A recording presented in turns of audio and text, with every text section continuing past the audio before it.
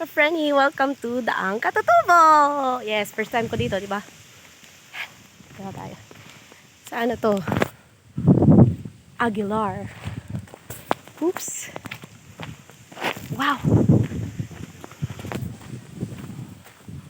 O, di ba?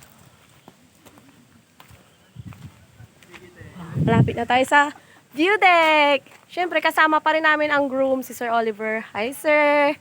O, di ba? Nay, wali bayar mi manayan nid si kayo. Balikin manayan.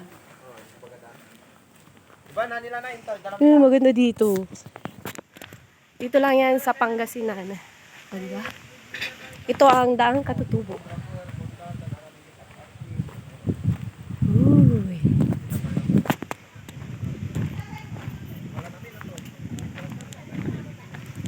Uy.